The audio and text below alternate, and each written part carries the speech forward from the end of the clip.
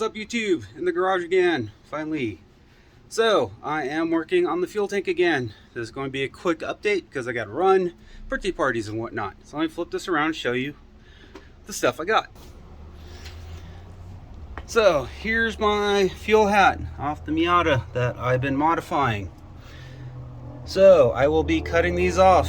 Might be reusing this end here because it fits on the pump nicely, or I just might put hose.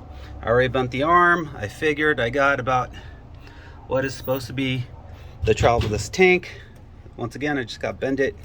I trimmed the end off of it, bent it up. I need to put a little zip tie here so the float doesn't slide up too far. Here's part of the tank I already cut out. This is about the orientation I'm most likely going to go with because it'll be easier to weld. I got to trim this down, of course. This is, raised, lower, raised.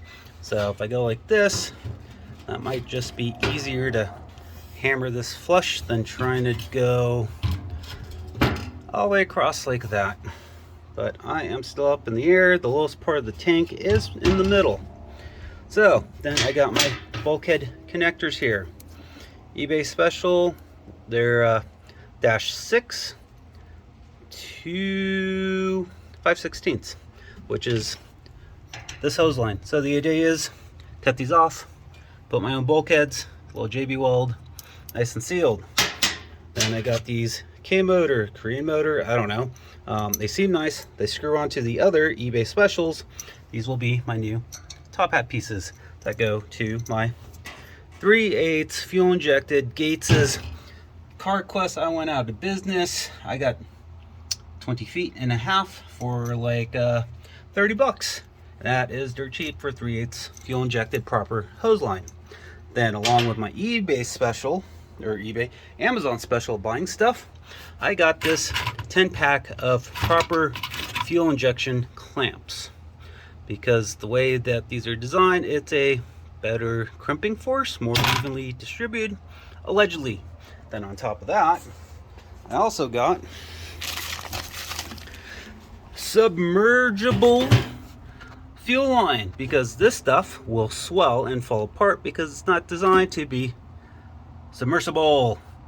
So this stuff is fucking expensive. We're talking about almost 10 bucks a foot. Some places we're trying to charge, or 10 bucks a foot, $10 an inch. People are selling like 1.5 inch for 9 bucks, 3-inch piece for like 18 bucks. So I got these two hoses here, my 5/16, 3/8, and the clamps for 43 plus tax. So that way I can connect my fittings to the fuel pump, because as is, I'm not too sure if this is even really a Miata pump, because someone used non-submersible fuel line and the O-ring to make this. So yeah, I only need a piece, yay long. You figure what this fitting in here, I only need like 2 inches, but in case I mess up, or if in the future I want to do dual pumps or something, I have more than enough hose.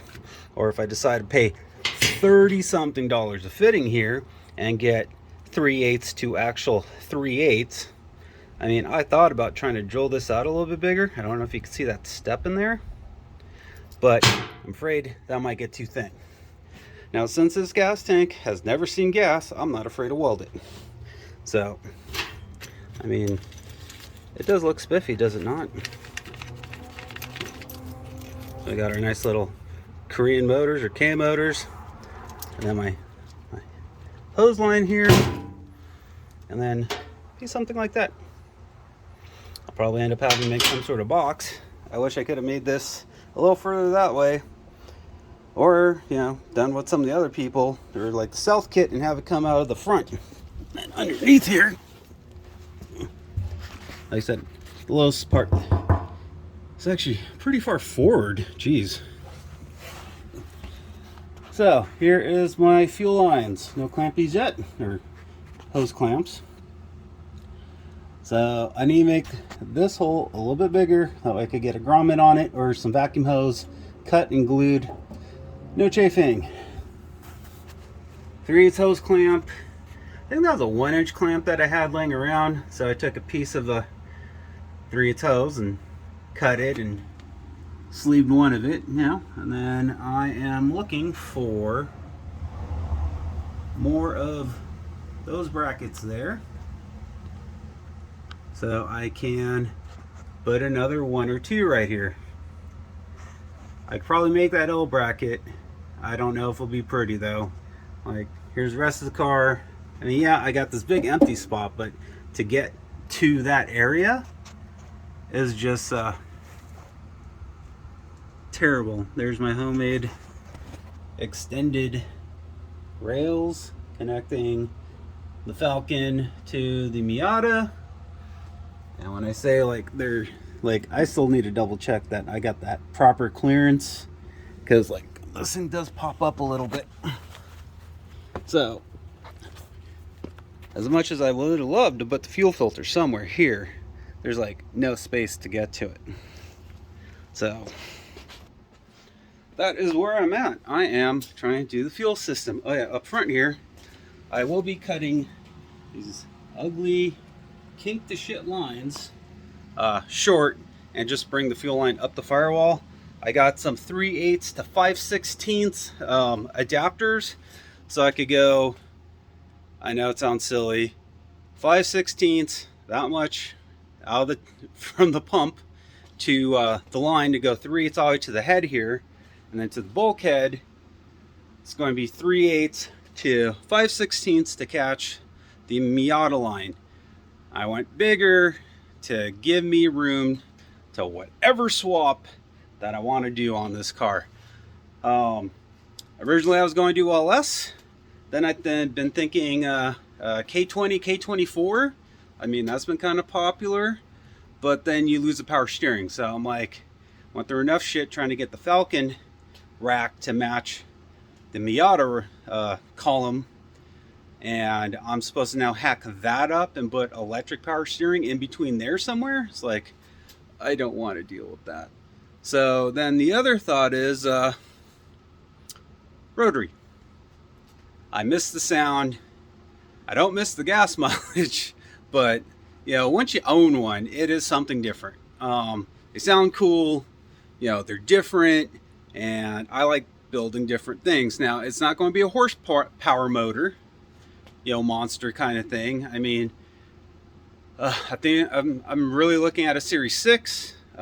Just the prices are so fucking high. It's they want, it was like $9,000 motor, trans and stuff. I'm very tempted though, because then I forget who makes it, but someone makes a subframe kit for another $2,000 that lets it drop in, because even though it's small, it's still really wide. So whatever size the bell housing is, you get really tight on the exhaust. So right here, right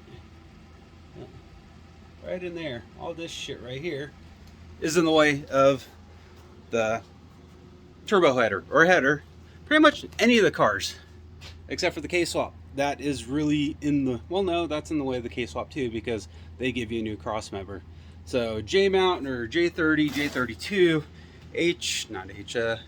K20, K24, the rotary, the LS, all of it needs a new subframe.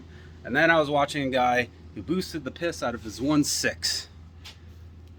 Kind of tempted at that one too, since I got it. But then again, it's like, hey, I just spent, you know, $900 on a Mega Squirt. Then I spent another whatever for a header, turbo, you know, whoever you go through, CX Racing, Megan, whatever. You know, next thing you know, you're in it like $3,000 and you made 250 horsepower. And then, you know, you could have done that with a little extra cash and done some sort of motor swap. But, you know, it's coming along, people. Thanks for liking, subscribing. Peace out.